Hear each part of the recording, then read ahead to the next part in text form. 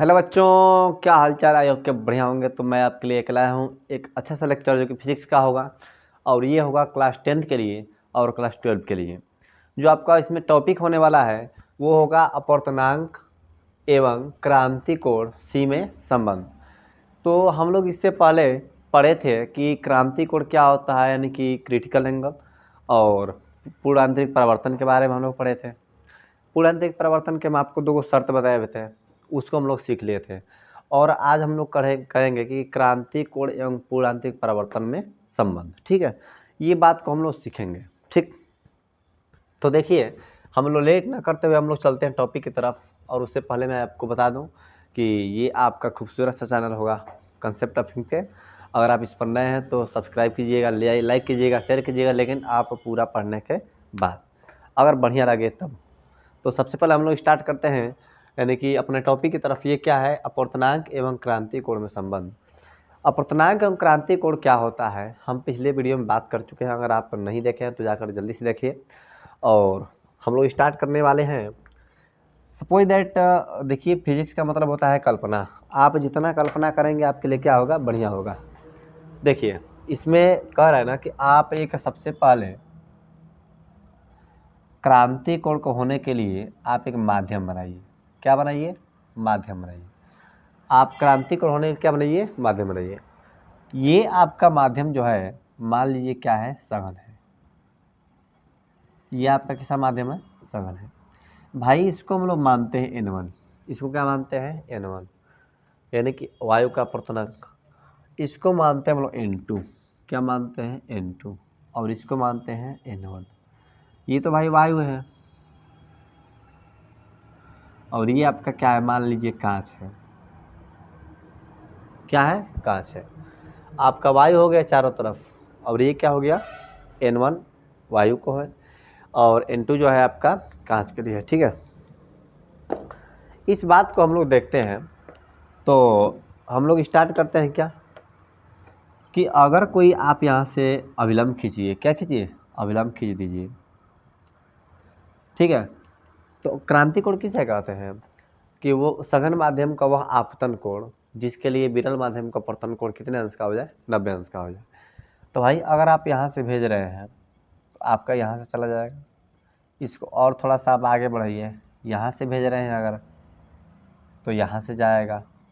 इसको थोड़ा सा और आप बढ़ाइए, यानी कि आप ऐसे बढ़ाते गए बढ़ाते गए बढ़ाते गए तो ये एक ऐसा स्थिति आया कि यहाँ से 90 अंश पर जाएगा। कितने अंश पर जाएगा? R बराबर कितना हो जाएगा? 90 अंश। R बराबर 90 अंश। और उसी हम लोग आपतन कोण को क्रांति कोण कहते हैं, यानी सघन माध्यम ये है। तो इसके कोण को इतना, आपतन कोण को इतना बढ़ाइए कि विरल माध्यम का अपवर्तन कोण कितना हो जाए? 90 अंश हो जाए। एक बात और मैं बताता हूँ कि जब विरल से सघन में जाती है प्रकाश की किरणें तो अभिलंब की तरफ झुक जाती है, और जब सघन से विरल में जाएगी तो अभिलंब से क्या हो जाएगी? दूर भाग जाएगी। ये बात आपको पता है? देखिए चूंकि हम जानते हैं स्नेल के नियम से, या ऐसा लिख लीजिए, माना विरल माध्यम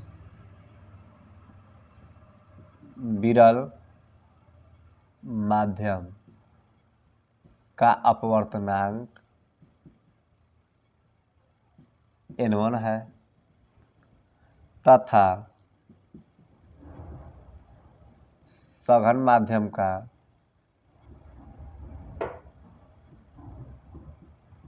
अपवर्तनांक N2 है। हो गया।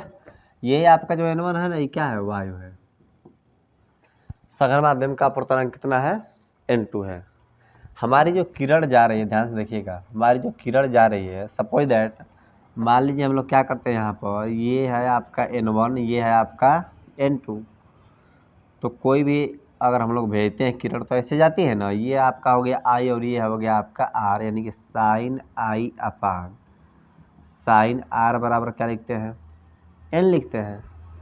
और भाई कहाँ से कहाँ तक गई है? 1 से 2 में गई है। कोई दिक्कत?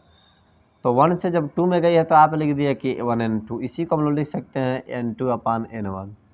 ये मैं पिछले वीडियो में बता चुका हूँ कि भैया जहाँ का भोज खा लेगा, मान लीजिए पहले N1 में खाया, यानी एक में खाया है, एक में खाएगा उसके बाद कहाँ जाएगा, 2 में खाएगा। तो एक वाला जो खाना है पेटा में नीचे रह के नहीं रहेगा, यानी एक वाला जो खाना है पहले आप जहाँ पर जाएंगे उसके बाद खाएंगे, तो जो खाना होगा वो तो आपके पेट में नीचे हो गया, और उसके बाद जब आप जाते हैं दूसर के भोज में, अगर वहाँ पर आप खाते हैं तो वहाँ का भोजन क्या हो जाएगा, ऊपर हो जाएगा। ये बात हम पहले बता चुके हैं आपको। तो यहाँ पर वही कह रहा है कि N1 अपन N2 जब करते हैं, यानी कि तो देखिए 1 से किस में गया है, 2 में गया है, इसका मतलब sine I upon sine R equal to क्या होगा, 1N2 का मतलब क्या हुआ कि पहले से दूसर का में गया है, तो N2 अपन N1 लिखते हैं इसको। अगर यही रहेगा कि 2N1 लिखेंगे बच्चे तो N1 अपान N2। ये बात आप क्या कीजिएगा, ध्यान दीजिएगा। तो यहाँ पर हम लोग कहेंगे कि चूँकि स्नेल का नियम है, स्नेल के अनुसार, स्नेल के अनुसार, स्नेल के अनुसार क्या कहता है कि साइन आई अपन साइन आर, साइन आई अपन साइन आर बराबर एन, साइन आई अपन साइन आर बराबर एन होता है, यानी नियतांक होता है। लेकिन भाई हम लोग का जो किरण है किस में जा रहा है, तो N2 से N1 में जा रहा है। क्या जा रहा है, यानी 2 से 1 में जा रहा है, होगा ना। किस में से किस में जा रहा है, 2 से 1 में जा रहा है। किस में जा रहा है, 2 से 1 में जा रहा है। इसका मतलब कि चूंकि अगर 1N2 लिखते हैं तो क्या लिखते हैं, N2 अपान N1, तो 2N1 को क्या लिखेंगे, N1 अपान N2। ये बात आप क्या करिएगा, याद रखिएगा। साइन आई जो है ना, इसी को हम लोग कहते हैं कि बढ़ाते जाए तो उसको हम लोग क्रिटिकल एंगल यानी सी कह दिए। और साइन आर का मान बच्चा कितना हम कह दिए, आर का मान हम क्या कह दिए हो, तो 90 अंश बराबर 2N1 का क्या कह दिया, यानी N1 अपान N2। ये बात हो गया। मैं क्या बताया कि अगर किसी भोज में आप जाते हैं तो दूसरका में अगर खाएंगे तो उसका वाला खाना नीचे रहेगा, आप पहलका वाले जो खाएंगे उस मतलब जैसे मान लीजिए कि पहले ये ना खाए, यानी कि 2 नंबर वाला पार्टी खाए तो उसका भोजन क्या रहेगा, नीचे, और उसके बाद आप गए हैं 1 नंबर वाला भोजन में खाए तो ये 2 ऊपर रहेगा। साइन सी इस तरह से हम लिख देंगे। देखो आपको ना ये डाउट क्लियर हो जाएगा कि पहले से दूसरका में जब जाएगा तो ऊपर लिखते हैं ये, और दूसरका से पहले में जाएगा तो ये ऊपर लिखते हैं, ठीक है। यहाँ पर एक हो गया, ये क्या हो गया, N1 अपान N2। इसको उल्टा कर देते हैं, एक बटे में साइन सी बराबर N2 अपान N1। अब भैया N2 अपन N1 को हम लोग क्या लिख सकते हैं, 1N2 लिख सकते हैं ना। देखिए तो एक बटा में साइन सी बराबर 1 जो दिया ना आपको कि N2 अपन N1, तो एक बटा में साइन सी बराबर उसको आप क्या लिखेंगे, यानी कि 1N2 क्या लिख सकते हैं, 1N2 यानी कि दूसरा का। और एक बटा में साइन बराबर साइन सी बराबर N, यानी 1N2 का हम लोग डायरेक्ट केवल N भी लिख सकते हैं। ये आपका क्या हो गया, अपवर्तनांक एवं क्रांति कोण में संबंध, यानी कि N और C का मान आप ज्ञात कर दिए इसे, और उसके बाद यही क्या होता है आपका संबंध होता है। आप इसको क्या करिए, जल्दी से नोट कर लीजिए। स्नेल के नियम से सिद्ध होगा ये। और N बराबर 1 बटे में साइन सी, चाहे आप कह सकते हैं कि sine C equal to 1 upon N। ये आप इसको नोट कर लीजिए जल्दी। देख रहे कि वीडियो क्लियर आ रहा है कि नहीं आ रहा है, बाकी तो सब सही है, वीडियो का नहीं बात है। वीडियो क्लियर आ जाएगा उससे बढ़िया क्या है, ठीक है। वीडियो हम लोग क्लियर आ रहा है, उसके बाद देखिए हम लोग आगे बढ़ते हैं, ठीक है। यही आपका एक थ्योरेटिकल टॉपिक बचा था। उसके बाद देखिए, उसके बाद हम लोग कहते हैं कि जो पूर्णांतरिक परिवर्तन है ना, इसके लिए कुछ क्या है, तो हमारे जीवन में जो घटने वाली घटनाएं हैं वही हम लोग देखेंगे। और इससे आगे हम लोग बढ़ते हैं, क्या चीज़, इसको मिटा रहे हैं। देखिए मिटा रहे हैं कि पूर्ण आंतरिक परिवर्तन जो है उसके जो भी उदाहरण हैं वही देखेंगे हम लोग। कोई कहता है कि पूर्ण आंतरिक परिवर्तन पर आधारित 2 घटनाएं लिखिए। क्वेश्चन में दे देता है कि पूर्ण आंतरिक परिवर्तन पर आधारित 3 घटनाएं लिखिए, तो हमको क्या करना पड़ेगा, लिखना पड़ेगा। देखिए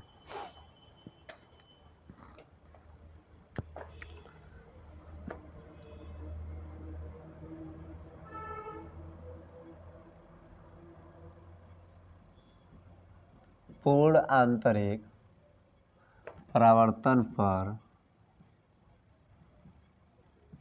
आधारित घटनाएं। पूर्णांतरिक परावर्तन पर आधारित क्या होती है? घटनाएं। भाई देखो, पूर्णांतरिक परावर्तन पर आधारित घटनाएं होगा। देखिए, कहने का मतलब ये है ना, पहला घटना लिख रहे हैं, एग्जाम्पल है बस पूछता है, ठीक है, कि जल में रखी परखनली का चमकना। मैं क्या लिखा? जल में रखी परखनली का चमकना। भाई जल में रखी परखनली का चमकना, इसका मतलब क्या हुआ कि अगर देखिए, अगर चमकेगा तो पूर्णांतरिक परावर्तन होगा। अगर यही पर कह जाएगा ना कि जल में रखी परखनली का टेढ़ा दिखाई देना, तो हो जाएगा अपवर्तन। ठीक है भाई, जल में रखी, अगर देखिए, अगर जल में रखी, किसी का कॉल ना आ जाए भैया, सबसे बड़ी समस्या तो यही ना है। कॉल आएगा पूरा वीडियो खत्म हो जाएगा। देखिए, कह रहा है कि जल में अगर रखी परखनली का चमकने की अगर हम लोग बात कर रहे हैं, तो जो भी चमकेगा वो क्या होगा? आपका पूर्णांतरिक परावर्तन होगा। यानी कि ये चमक रहा है, इसमें क्या होगा? पूर्णांतरिक परावर्तन। अब देखिए, दूसरा का क्या है? हीरे का चमकना। हीरा सही लिखे ना हम? हाँ, हीरा सही लिखे हैं। हीरे का चमकना, हीरे का चमकना, ये भी क्या करता है? आपका पूर्णांतरिक परावर्तन पर आधारित है। अब देखिए, रेगिस्तान में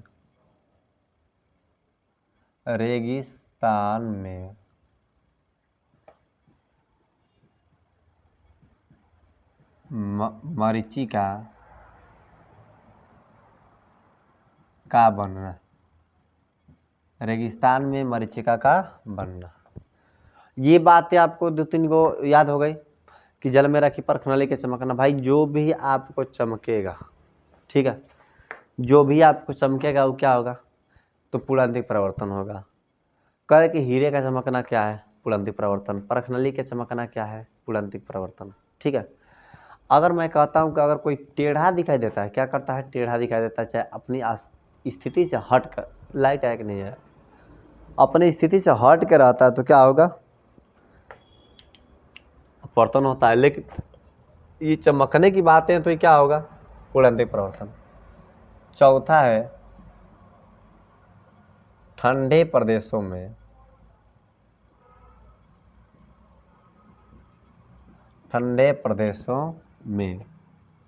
मरीचिका का बनना। ये चीज ध्यान दो। कर रेगिस्तान में मरीचिका का बनना का मतलब जानते हो क्या होता है? जैसे ये आपका धरातल है ना, यहाँ पर अगर कोई पेड़ है, यहाँ पर अगर कोई क्या है? पेड़ है। भाई अगर तुम्हारा ये धरातल, अगर कोई तुम्हारा पेड़ है ना, तो यहाँ पर अगर आप रहते हैं, तो आप देखेंगे ना,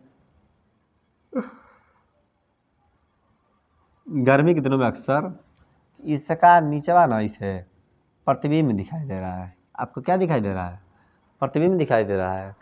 तो कहने का मतलब है ना कि ये अगर आपका कोई पेड़ है और ये आप देख रहे हैं कि क्या है, नीचे इसका प्रतिबिंब दिखाई दे रहा है, तो यही आपका कह देंगे, यानी रेगिस्तान में मरीचिका हो गया।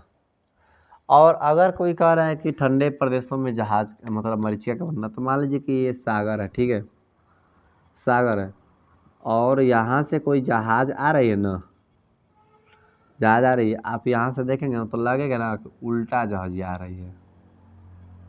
कहाँ आ रही है? जहाजिया उल्टा आ रही है। और ये नीचे ना देखकर क्या दिखेगा? ऊपर दिखेगा। यानी यही कह रहा है ना कि यही आपका क्या है? आभास हो रहा है। पूर्णांतरिक परावर्तन मतलब ये आभास हो रहा है ना आपको कि भाई ये सीधा जा रहा है यहाँ पर, लेकिन आपको लगेगा ऊपर से आ रही है, तो ये क्या होगा? पूर्णांतरिक परावर्तन। और दूसरी बात यहाँ पर भी यही है कि आपको प्रतिबिंब में दिखाई देगा नीचे, लेकिन वहाँ प्रतिबिंब रहता नहीं है, वो क्या होगा? आपका पूर्णांतरिक परावर्तन। ये बात आप क्लियर हो गया? ठीक है। अब सुनिए, कह रहा है कि अगला अगला आपका है, कांच में पड़ी दरार का चमकना। कांच में पड़ी दरारों का चमकना। कांच पड़ी दरारों को समझे, मान लीजिए कि आपका अगर कोई अगर मोबाइल है, अगर उसका ग्लास टूट जाता है ना, या ऊपर का जो टेम्पर होता है उसका टूट जाता है या किसी वजह से चटक जाता है, तो देखेंगे ना कि चमकने लगता है। यानी जहाँ जहाँ दरार होगा ना तो लगता है कि चमक रहा है वहाँ पर, यानी समझ में आ जाता है। अगर नहीं समझ में आता तो कोई कांच टूट जाता है तो फिर कैसे हम लोग कहते हैं कि भैया ये टूट गया है। तो यही बात है यहाँ पर भी है कि अगर कांच में कोई दरार पड़ी हुई है तो उसको क्या बोलते हैं हम लोग, कांच में पड़ी दरार का चमकना। भाई क्या तुम्हारा पूर्णांतरिक परिवर्तन, भाई जो भी तुमको चमकने वाली घटनाएं दिख जाए ना वो क्या होगा, आपका पूर्णांतरिक परिवर्तन हो जाएगा। और एक है कि कालिक पुतः, कालिक कालिक लिख लो, पुतः गोले का जल में चमकना। कर कालिक पुतः गोले के जल में चमकना, जिसे मान लो कि एकदम कोई काला चीज यानी काला पेंट से किसी गोले को रंग दिए है, जल में डालेंगे चमकेगा। ये भी क्या है, आपका पूर्णांतरिक परिवर्तन है। तो भाई ये जो आपको 6 गो चीज़ है ना, इसमें से आप 2-3 को याद रख लेंगे, हीरे के चमकना, रेगिस्तान में मरीचिका का बनना, ऐसे याद रखिए।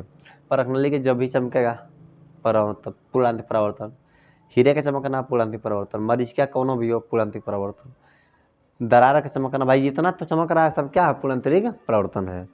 ये बात अगर आप नोट कर लिए तो फिर हम लोग आगे बढ़े। उसके बाद हम लोग देखते हैं कि अपवर्तन का उदाहरण क्या होगा। अगला हेडिंग आपका क्या है, अपवर्तन का उदाहरण। भाई अपवर्तन का उदाहरण हम लोग अगला देखेंगे।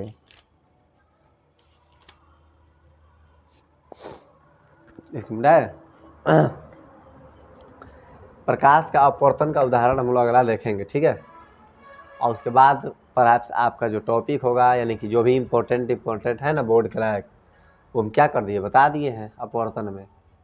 ठीक है, अपवर्तन बहुत बड़ा चैप्टर नहीं है, लेकिन इसके लिए थोड़ा सा ध्यान दीजिएगा। देखिए कह रहा है कि अपवर्तन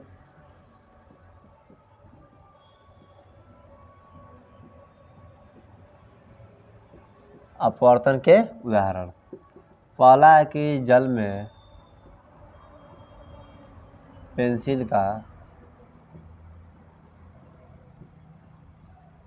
टेढ़ा दिखाई देना।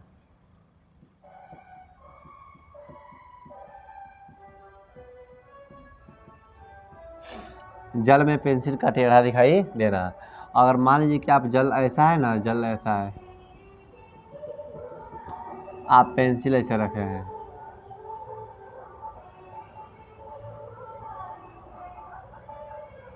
आपको लगेगा कि सीधा दम ऐसे ही हम रखे हैं, लेकिन अगर आप देखेंगे ना तो आपको ऐसे दिखेगा। ठीक है, आपको पेंसिल क्या दिखेगा, टेढ़ा दिखेगा। तो भाई इसका कारण क्या है, अपवर्तन। यानी कि अगर कोई प्रकाश किरण क्या चीज एक माध्यम से दूसरे माध्यम में जाती है तो अपने मार्ग से थोड़ा सा विचलित हो जाती है। इस घटना को हम लोग क्या कहते हैं, प्रकाश का अपवर्तन। तो भाई यहाँ पर क्या कह रहा है कि अगर एक माध्यम दूसरे के माध्यम हम लोग देख रहे हैं ना, तो ये क्या होगा कि थोड़ा सा टेढ़ा दिखाई देगा। इसी को हम लोग क्या कहते हैं, प्रकाश का अपवर्तन कहते हैं। जल में रखी पेंसिल का टेढ़ा दिखाई। देखिए आप पेंसिल कह सकते हैं या फिर कोई ये भी कह सकता है छड़ी, ठीक है ना, जल में छड़ी का टेढ़ा दिखाई देना। दूसरा कह रहा है ना कि जल में रखे या कांच के गिलास, हाँ यानी यही जल में रखे, जल में रखे सिक्के का ऊपर उठा हुआ दिखाई देना। जल में रखे सिक्के का ऊपर उठा हुआ दिखाई देना, ये भी आपका क्या है, अपवर्तन का उदाहरण है। फिर कोई कहता है कि तारों का टिमटिमाना।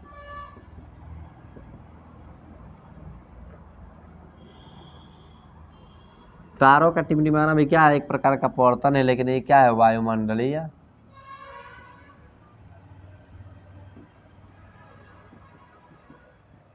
ये क्या है भाई, अपवर्तन तो है आपका, लेकिन कौन सा अपवर्तन, वायुमंडलीय अपवर्तन, ठीक है ना। यानी कि तारों का टिमटिमाना, ये तो हो गया। अब देखिए चौथा,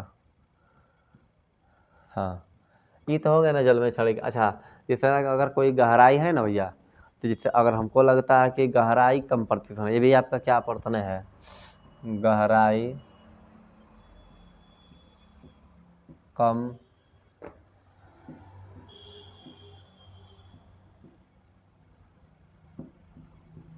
प्रतीत होना, गहराई कम प्रतीत होना। भाई ये भी आपका क्या है, सब उदाहरण है, ठीक है। तो कहने का मतलब कि आप ये सब चीज़ें आराम से सीख जाएंगे, ठीक है। और आपको कम से कम इसमें से 1-2 आएगा, आप उसको क्या करिएगा, लिख दीजिएगा।